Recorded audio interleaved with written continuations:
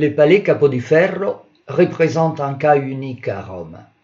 Les stucs des empereurs en façade et ceux des 12 dieux dans la cour affichent déjà à l'extérieur les statues des connaisseurs et amis de l'art antique de son propriétaire. Bien sûr, il s'agit d'un cardinal.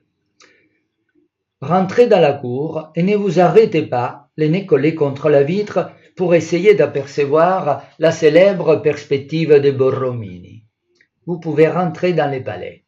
Ici, exactement dans les 4 salles où se trouvaient il y a 4 siècles, sont toujours exposées les œuvres magnifiques collectionnées par le cardinal Bernardino Spada, qui racheta les palais au XVIIe siècle.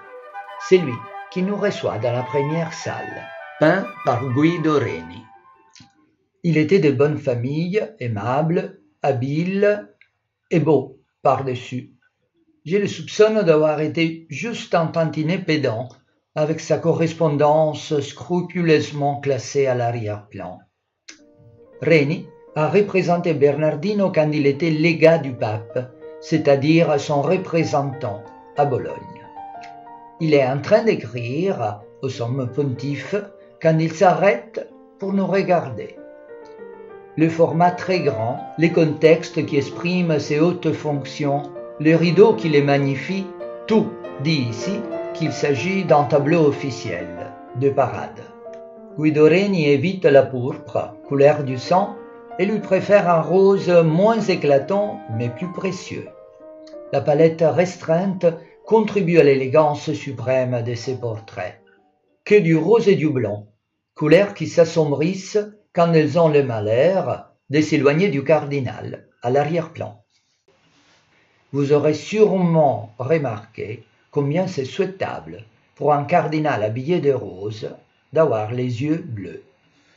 L'expression du visage est sereine et apollinienne, mais jamais vous pourrez y déceler ces mouvements risibles qu'on appelle émotions.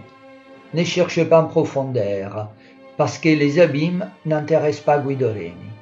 La perfection du dessin, qui a si bien été étudié sur Raphaël, la préciosité de la palette, la justesse de la pose, tout ça suffit amplement, sans s'encombrer de ce que des gens indiscrets quelques siècles après appelleront psychologie, et qui ne sied pas un si grand seigneur.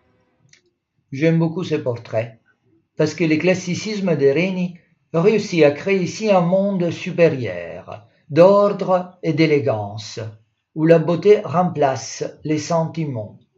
Ce n'est pas mon monde, mais, comme Groucho Marx, moi aussi j'ai des opinions que je ne partage pas.